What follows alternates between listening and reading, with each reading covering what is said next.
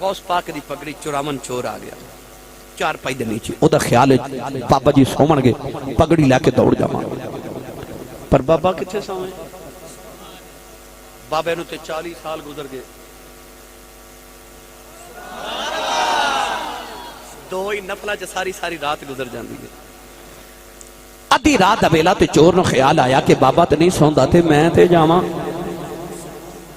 انہیں پگڑی اٹھائی تے ٹر پہ دروازے کھل گیا تے اکھاں نبینا ہو گئی نظری کو جنابے دوڑیا واپس پگڑی رکھی تے چار پائی دے نیچے ہن دروازے وال جاوے تے نبینا ہو جائے واپس آوے تے ٹھیک ہو جائے نہ جان جوگا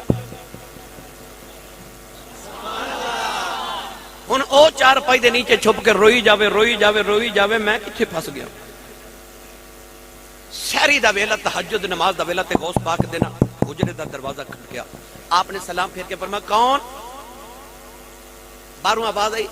حضرت خضر علیہ السلام آیا غوث پاک فرما دینے حضور کدھر آئے ہو خضر علیہ السلام فرمان لگے فلاں علاقے دا کتب فوت ہو گیا کتب لینا آیا کتب بنانا غوث دی ڈیوٹی ہوندی ہے تے ڈیوٹی تے چھوڑ کے آنا خضر علیہ السلام دی ڈیوٹی ہوندی ہے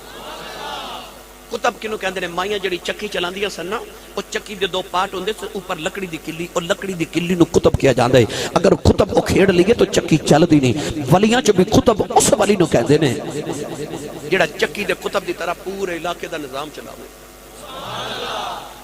ہر علاقے دا اپنا اپنا کتب ہوندا یاد رکھیے گا ہر پنڈے چ بھی کتب ہو سکدے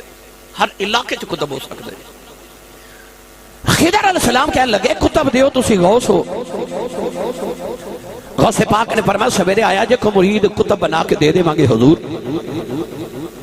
خضر علیہ السلام باروں بول کے فرمان لگے جے سویر تک کوئی علاقہ تباہ ہو گیا تے ذمہ داری تو ہاڈی جے غوث پاک فرما دے میں ذمہ داری نہیں لانی خضر علیہ السلام فرمان لگے پھر تہاڈی ڈیوٹی ہے کتب دیو غوث پاک حجرے دا دروازہ کھول کے کہنے لگے کتب لینا جی منجی تھلے لکیا جے خضر علیہ السلام نے چور دا بازو پھڑے آؤ فرما دینے چلو کتب جی کہنے لگا جی میں تے چورا خضر علیہ السلام فرما لگے چپ کر کے ٹرے آ جاؤ بوے غوث دے آیا چور سے چلیا کچھ اور کہ کوئی نگاہ کی تھی چور نو کتب بنا دیتا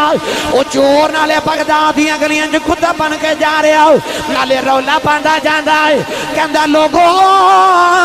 اے بابے دی غلامی کر لو جیڑا چورا نو خالی نہیں جان دے دو غلاما نو کدوں خالی جان دے وے جیڑا چورا نے خالی نہ جان دے